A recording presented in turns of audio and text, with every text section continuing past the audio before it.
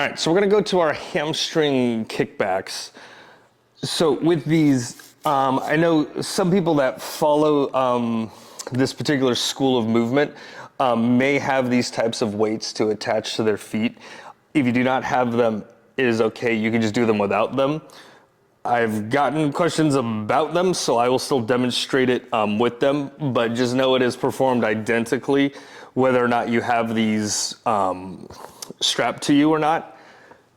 The main thing to remember for this movement is it is a lower ab movement disguised as a hamstring movement. So if you feel a ton of excess tension or force or whatever coming out of your hamstrings, you're not moving from here, or you're not setting it up in a position where it can move enough. And so we don't want to just feel like your hamstrings are gonna cramp up, nor should it feel necessarily like they're getting a massive stretch. They're gonna still get a good stretch, but if it feels like you're kicking so hard you're gonna rip off your leg, again, you're moving from the wrong place, okay? So now, if you do have these, and remember if you don't, it's perfectly fine, you're just going to Velcro them to your feet. So your feet would just go through the loop, and then they just Velcro around the back. They do need to be somewhat tight because these are going to be like, moving past your face, with your leg above you. And so you don't want it to fall and hit you in the face. That's all on that. Okay, so you're getting yourself strapped in. And now from here, okay, we're gonna start with our legs on top of the ball and our back on the floor, okay?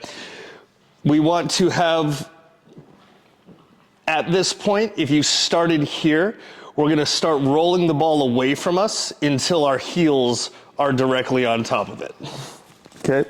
So you'd be somewhere around here. This can always be adjusted later, so don't worry if it doesn't feel perfect. And now we do wanna have our arms out for balance. We said this is a low ab movement disguised as a hamstring movement. What the legs will be doing, one leg is just gonna be kicking. So this is the one that will feel a little bit of stretch, and while you're going, it can just bounce directly off the ball, so it doesn't feel like you have to use your hip flexor to keep it from slamming on it. You wanna let it just bounce. We're not trying to keep tension here.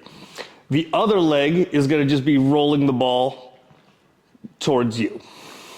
Okay, it can make contact with this, and it actually should make contact with this. That would be the ball of your foot if you're not wearing one. Those two things are happening at the same time.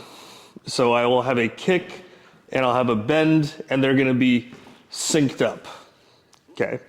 Now, what will happen when I set that low ab and draw that in, it's gonna bring my hips underneath me and create that flexion or curvature in the spine that from there, when my legs go in this direction, will roll me up off the ground, and I'll end up with however much, spine flexion I can get, and my leg will be going back over my head, okay?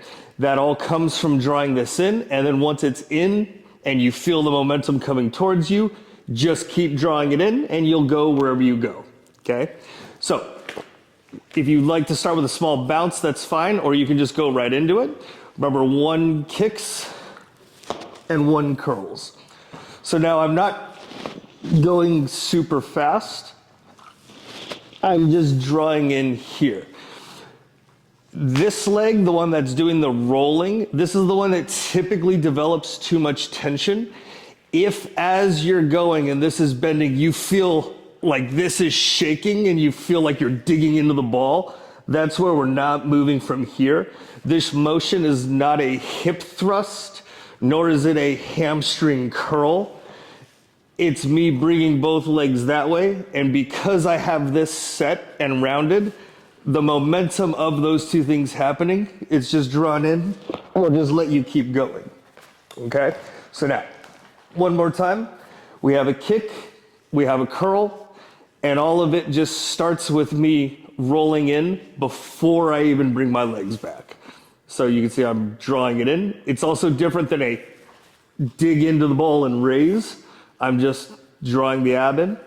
And now from there, as I kick and curl, I have room for my spine to just round.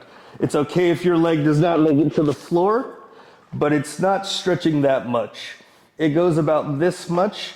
The rest of the motion is just my low ab drawing in. So you can see this never actually goes into a really, really large stretch. And that's gonna be our hamstring kickbacks.